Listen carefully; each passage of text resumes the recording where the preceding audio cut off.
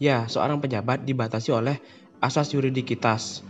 Karena jika tidak adanya asas yuridikitas yang membatasi seorang pejabat atau pemerintah, maka seorang pejabat dapat bertindak sewenang-wenangnya atau seenak-enaknya dan bertindak sesuka hati tanpa memikirkan konsekuensi dan akibat atau dampaknya terhadap rakyat. Keberadaan asas yuridikitas ini juga agar tertata rapinya sistem pemerintahan dalam administrasi negara Republik Indonesia. Karena jika tidak adanya asas yuridikitas, maka tidak bisa diatur dan dipastikan secara jelas bagaimana batasan kewenangan, wewenang, tugas, dan fungsi masing-masing pejabat yang ada dalam sistem pemerintahan Indonesia. Salah satu contohnya adalah dengan dipromosikannya jalur Telong-Elong oleh Gubernur NTB. Yang mana jalur Telong-Elong ini adalah sebuah kawasan atau daerah yang menjadi salah satu tempat budidaya lobster yang sangat besar di wilayah NTB dan bahkan telah dinobatkan sebagai wilayah pembudidayaan lobster. Yang mana dengan dipromosikannya ini, jalur Telong-Elong ini akan membuat lebih banyaknya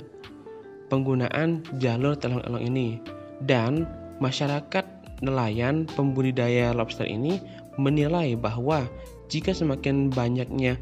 penggunaan jalur rute ini, maka dapat berbahaya terhadap lobster-lobster yang dibudidayakan di daerah tersebut. Ditambah dengan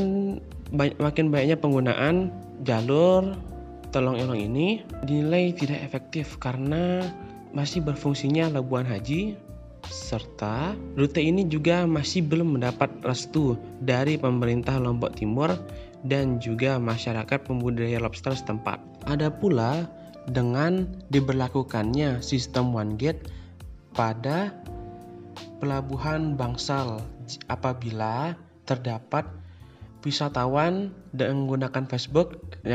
menggunakan fastboat dari Bali untuk menuju ke Tiga Gili, yang mana sebelumnya untuk menuju Tiga Gili hanya diperlukan fastboat saja dari Bali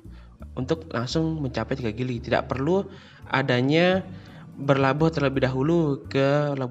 Pelabuhan Bangsal dan menyewa public boat lagi oleh wisatawan untuk menuju Tiga Gili. Pemberlakuan peraturan ini dilakukan atas dasar surat rekomendasi Bupati Kabupaten Lombok Utara, dan dengan diberlakukannya peraturan ini banyak wisatawan dan masyarakat yang menilai bahwa pemberlakuan ini bersifat merugikan masyarakat karena masyarakat yang awalnya hanya perlu membayar untuk fastboat saja ini menjadi tidak efektif karena harus berlabuh terlebih dahulu di Labuan Bangsal dan membayar uang yang berjumlah lebih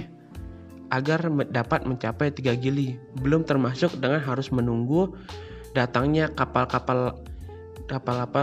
untuk bisa menuju ke Tiga Gili. Ditambah lagi juga dengan diberlakukannya sistem one gate ini akan dapat membahayakan keselamatan dari wisatawan karena diketahui bahwa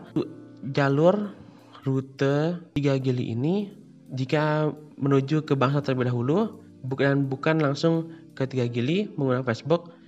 akan berbahaya karena tingginya gelombang pada daerah tersebut. Selain itu juga dengan diberlakukannya ini membuat peningkatan tarif pada destinasi wisata Tiga Gili dan malah membuat wisatawan lebih enggan untuk melakukan wisata ke Tiga Gili.